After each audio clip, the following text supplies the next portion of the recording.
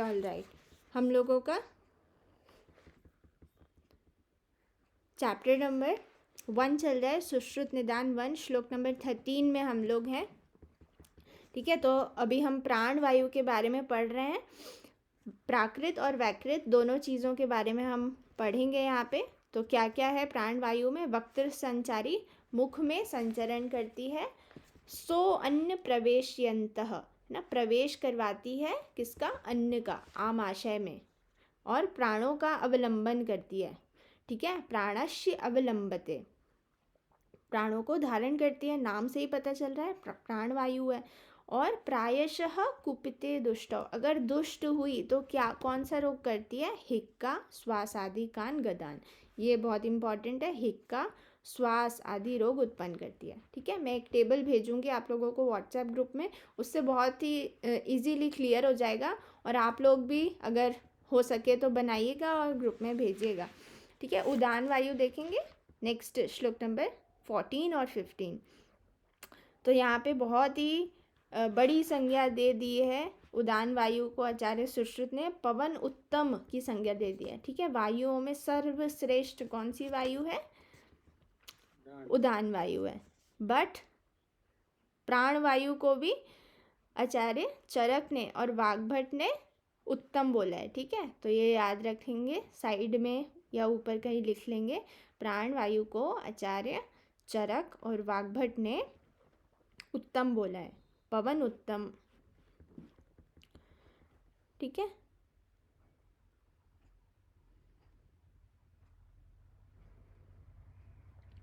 एक चीज़ और लिख लेंगे अष्टांग हृदय अनुसार प्राण वायु के लिए। प्राण वायु क्या करती है? लिखेंगे बुद्धि, इंद्रिय, हृदय, बुद्धि, इंद्रिय, हृदय, चित्त का धारण, डैश करके धारण लिख लेंगे। ठीक है, अपने ही कोड बनाएं ताकि बहुत ज़्यादा हमें ना लिखना पड़े बुक में। ठीक है, कम से कम लैंग्वेज में और ज़्यादा से ज़्यादा कोड वर्ड में हमें लिखना चाहिए। ठीक है, उदान को श्रेष्ठ माना है सुश्रुत ने और चरक और वाग्भट को माना है प्राण वायु। ठीक है,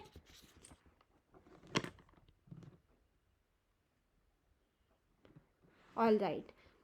तो देखेंगे उदानो नाम यस्त्व ऊर्ध्वम उपैति पवनोत्तमम, ये ऊपर गति करने वाली होती है इसलिए इसका नाम उदान है।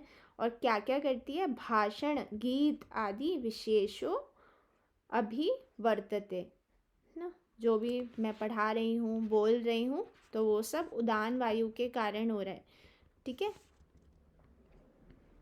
भाषण, गीत आदि विशेषो अभिवर्तते। ऊर्ध्व जत्रु गदान रोगान, अगर ये कुपित हुई तो क्या हो जाएगा?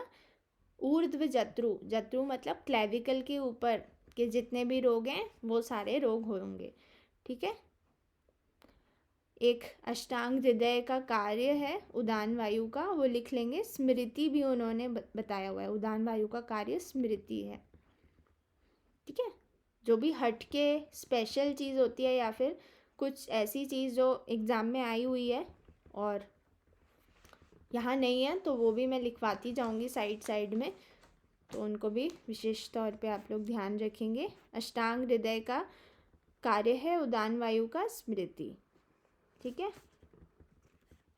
क्योंकि स्मृति कारण हम प्राण में हम ज़रूर तुक्का मार सकते हैं पर उदान में नहीं मार सकते। ठीक है, और जो अन्न प्रवेश का है वो हम उदान में मार सकते हैं, प्राण में टिक नहीं मारेंगे, है ना। तो इसलिए ये चीज़ याद रखेंगे। तो भाषण और गीत, ये भी हमें ऐसा लग सकता है जब मुख में प्राण वायु रहती है तो मुख से ही बोलते हैं भाषण गीत बोलना, है ना। तो ये किसके कर्म होंगे? प्राण वायु के कर्म होंगे, ऐसे हम सोचते हैं। ठीक है, अभी तो हम पढ़ रहे हैं तो अभी हमें पता है, तो जब हम उस टाइम पे कुछ टाइम बाद जब हम देखेंगे तो ऐसे कंफ्यूज हो जाते हैं चीज़ों में, इसलिए याद रखेंगे। ठीक है, यहाँ पे हम लोग कॉमन सेंस लगाते हैं और फिर क्वेश्चन गलत हो जाते हैं। समान वायु देखेंगे, फर्स्ट ईयर से हम लोग पढ़ते आ रहे हैं, बहुत ही सिंपल लगता है बट ये काफ़ी डिफ़िकल्ट क्वेश्चंस होते हैं, और ये इतनी बेसिक चीज़ें हैं, ये आनी ही चाहिए, है ना। एक आयुर्वेद स्टूडेंट्स को आनी चाहिए। चरक, सुश्रुत, वाग्भट, क्या कर्म है, कौन कौन से भेद हैं, क्या उनके कार्य हैं, ये सारी चीज़ें एटलीस्ट वात पित्त कफ के, ये तो बहुत ही बेसिक है, आना चाहिए। और हर ऐसी कोई भी एग्ज़ाम नहीं होती कि इसमें से क्वेश्चंस ना बने, ठीक है, हर एग्ज़ाम में आते ही हैं, क्योंकि ये बेसिक है, वाइवा में भी पूछा जाता है, ठीक है। जब एक बार एक सर थे, बालेंदु प्रकाश सर ना, उन्होंने एक बार मुझसे पूछे थे वात पित्त कफ के 5 भेद, और उस टाइम में एक भेद मैं भूल गई थी, कफ का मैं श्लेषक गुण भूल गई थी। तब मुझे बहुत फील हुआ था, और तब मैं फर्स्ट ईयर में ही थी, और उनका एक सेमिनार हम लोग अटेंड कर रहे थे। तब मुझे बहुत मैंने सोचा था कि मेरी तो काफ़ी इंसल्ट हो गई, और मुझे बहुत बुरा लगा था, और मैं काफ़ी रोई थी। उसके बाद सर ने कुछ बोला भी नहीं, पर मेरे को बहुत फील हुआ था। तब से मैंने सोचा कि ये वात पित्त कफ तो बिल्कुल से करके ही छोड़ देना है ना, क्योंकि इतना बेसिक चीज़ें हैं ये सब, तो भूल जाते हैं कई बार, ठीक है। चलो देखेंगे समान वायु। कई बार मैंने ये चीज़ बताई है अपने पहले के लेक्चर्स में ही। काफ़ी स्टूडेंट्स हैं, मुस्कान, अफजल ना, फरहीन, जो पहले भी क्लास किए हुए हैं। तो देखते हैं समान वायु। आम पक्वाशय चरह, आमाशय और पक्वाशय में गति करने वाली होती है समान वायु। समानो वहिनी संज्ञतः, ना, अग्नि के पास कौन सी वायु होती है, समान वायु होती है, वहिनी संगतः। सो अन्नम पचती, अन्न का पाचन करती है। विशेषान विविक्ति ही, अन्न का विवेचन करती है ना, विभक्त करती है, पाचन करती है और अलग अलग करती है, ठीक है। विवेचन मतलब क्या हो गया, सार भाग और किट्ट भाग, इन दोनों को अलग अलग करती है आहार रस से। रस के 2 फॉर्म होते हैं, आहार बनता है और मल बनता है, किट्ट बनता है, ठीक है। तो वो जो डिफ्रेंशिएशन का काम है वो समान वायु करती है, ठीक है। और अगर क्रुद्ध हुई तो क्या करेगी, श्लोक नंबर 16 सेकेंड हाफ। गुल्म अग्निसाद अतिसार, बहुत बार ये क्वेश्चन आया, बहुत इंपॉर्टेंट है कि गुल्म अग्निसाद और अतिसार, स्पेशली अतिसार कौन से वायु से होता है। तो हम क्या सोचते हैं, अपान वायु होगा, है ना। मेरे से भी एक बार ये फर्स्ट टाइम गलती हुई थी, आप लोग हमेशा याद रखेंगे ये, ठीक है। अतिसार अपान का नहीं है, समान का है, गलती होती है इधर, ठीक है। व्यान वायु देखेंगे। अभी तक किसी को कोई भी डाउट है, अभी तक किसी को कोई भी डाउट है तो माइक ऑन करके पूछ सकते हैं, ठीक है। चलो आगे बढ़ते हैं। मैम इसका पीडीएफ एक बार शेयर कर देना, क्योंकि बुक नहीं थोड़ा डिस्टरबेंस होता है। अच्छा, बुक नहीं है, मुझे पहले ही बोल देते परमेश। चलो कोई बात नहीं, अच्छे से सुनो, है ना। मैं काफ़ी हिंदी में ही और इजी लैंग्वेज में ही पढ़ा रही हूँ, तो अच्छे से सुनो। समझ में आ रहा है मैम, बट ये है कि थोड़ा मतलब बुक हाँ, नहीं तो बुक इसलिए होना ही चाहिए, बुक खरीदो। हाँ। बुक क्यों नहीं है अभी तक? नहीं मैम, वो एक्चुअली वहाँ रूम पे ही छूट गया, मैं गलती से चला आया यहाँ गांव पे। अच्छा अच्छा, ठीक है, कोई बात नहीं, मैं पीडीएफ भेज दूँगी, ठीक है। जी मैम।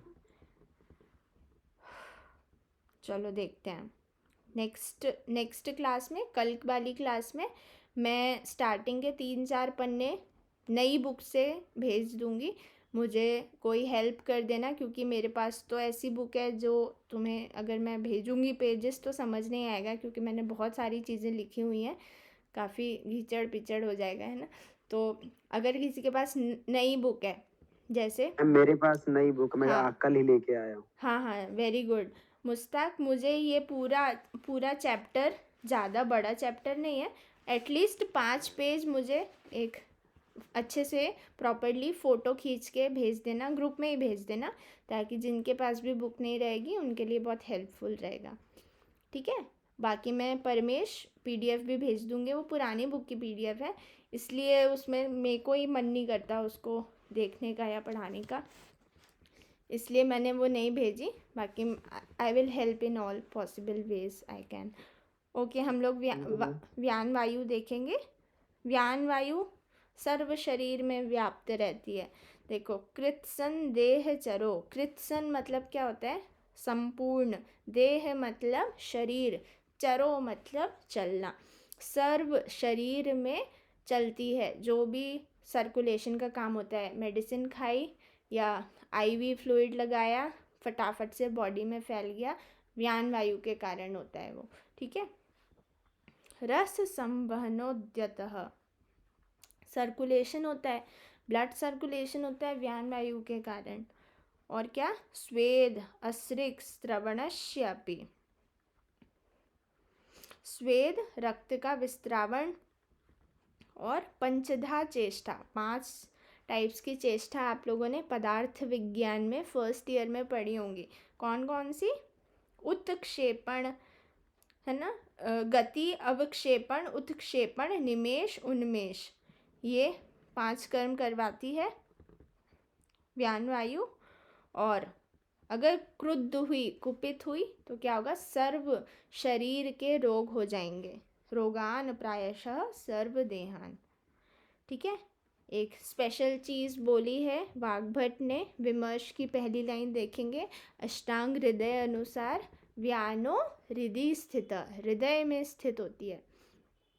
अभी हाल ही में मैं चरक चिकित्सा पढ़ा रही हूँ उन्माद में, है ना। उन्माद में हाल ही में अगर कोई बच्चे हैं इसमें, तो आज सुबह ही हमने ये पढ़ा था कि हृदय में बुद्धि का स्थान होता है, ठीक है। एक बार मैंने आई थिंक पहले भी ये स्टोरी बताई है कि एक बच्चे को एक, मैम चरक में बताया था। हाँ, चरक चिकित्सा उन्माद में मैंने बताया था।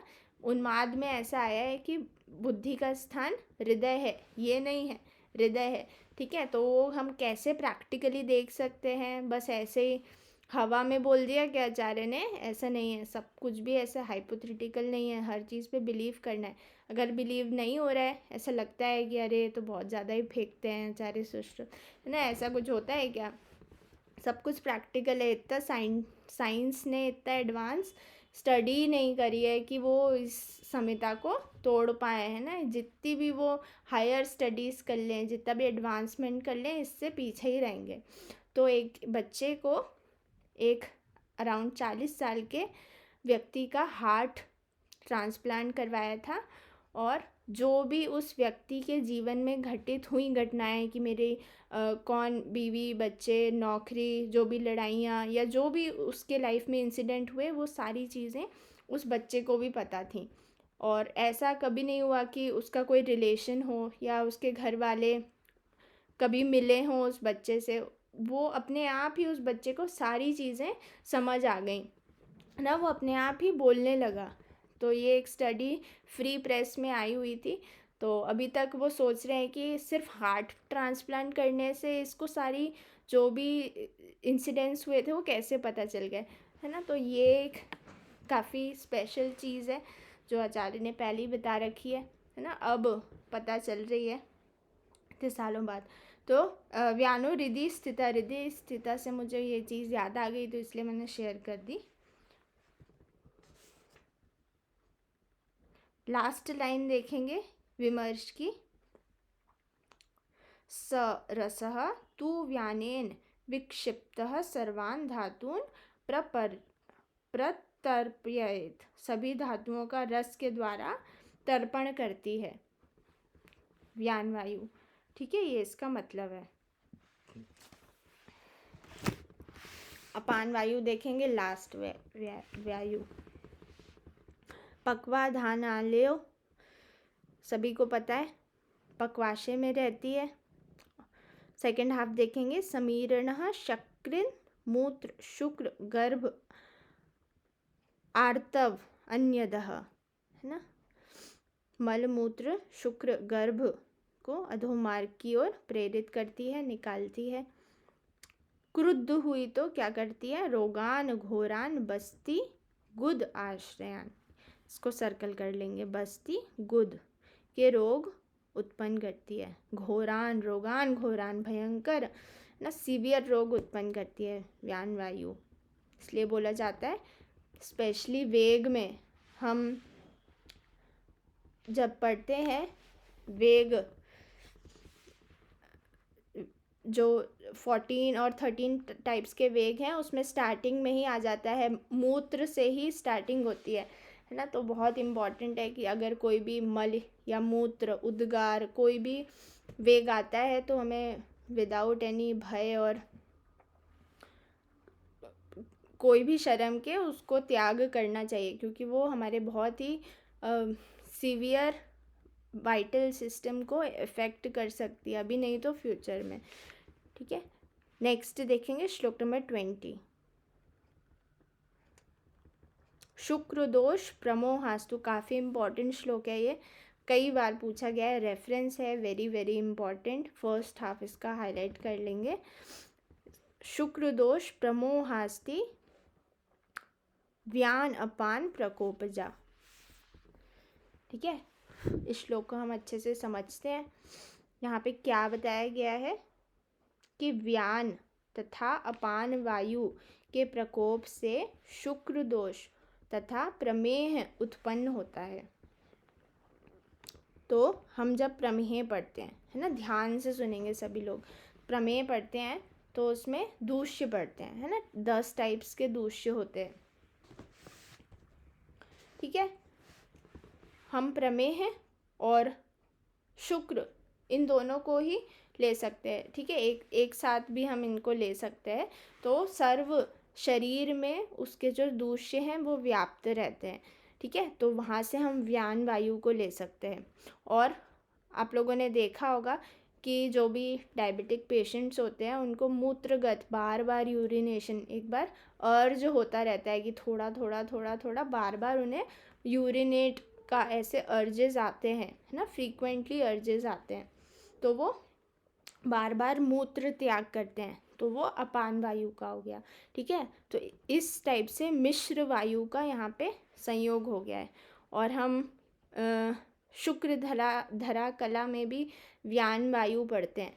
ठीक है, तो इसको कंसेप्ट पढ़ेंगे तो ये याद रहेगा और समझ भी आएगा, याद रखना है ये। ठीक है, तो शुक्र धरा कला जो रहती है, शुक्र जो रहता है वो सिर्फ मेल में नहीं रहता, फीमेल में भी रहता है। और शुक्र का स्थान क्या बताया है, बताओ? सर्वव्यापी है ना। और व्यान वायु भी क्या है? सर्वव्यापी है। ठीक है, तो हो गया ना। आई होप सभी को समझ आ गया होगा, है ना। व्यान वायु और शुक्र क्या है? सर्वव्यापी है, संपूर्ण शरीर में रहता है। व्यान वायु भी संपूर्ण शरीर में रहती है। तो इस टाइप से सिर्फ हम कंसेप्चुअल इसका कंसेप्ट देखेंगे तो ये याद रहेंगी चीज़ें। ठीक है, तो याद रखना है, प्रमेह और शुक्र दोष में व्यान और अपान का प्रकोप होता है। ठीक है, आ गया सभी को समझ में?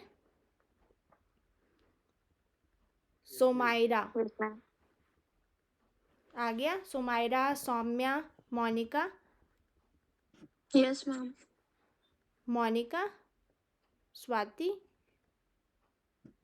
Yes ma'am. Mahima? Yes ma'am. ठीक है मैम, आज इतना ही मैम, कल। अच्छा ठीक है, आज हम फर्स्ट क्लास भी है। ठीक है, आज हम इतना ही करेंगे।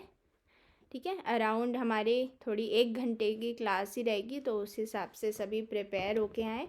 ठीक है, 45 मिनट से 1 घंटे तक हम इन बिटवीन क्लास लेंगे ना। थोड़ा ज़्यादा सिटिंग होनी चाहिए इस टाइम पे।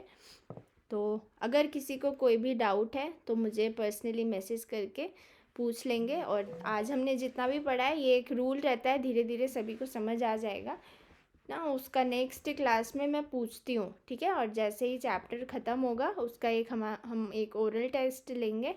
और एक और चीज़ मैंने सोची है टेस्ट की, कि मैं आप लोगों को एक पेपर शेयर करूँगी जस्ट आफ्टर ये कंप्लीट हो जाता है चैप्टर। तो उसमें पेपर में एमसीक्यू रहेंगे और हम 1-on-1 उसे सॉल्व करेंगे स्क्रीन शेयर करके, ठीक है। तो उससे चीटिंग भी नहीं होगी और प्रिपरेशन भी साथ ही साथ हो जाएगी। तो ये टेस्ट का एक्चुअली बहुत ही अहम रोल होता है। अगर टेस्ट नहीं दिए हैं तो फिर थ्योरी भूल जाते हैं ना, कोई मतलब नहीं रहता। तो इसलिए टेस्ट देने से पहले थ्योरी स्ट्रांग होनी चाहिए, ठीक है। तो आज हमने जितना भी पढ़ा है उसको सभी कल अच्छे से रिवाइज़ करके आएंगे। काफ़ी इंपॉर्टेंट चीज़ें पढ़ी हैं और कोशिश करेंगे एक टेबल बना लें जो वायु की बनाई है।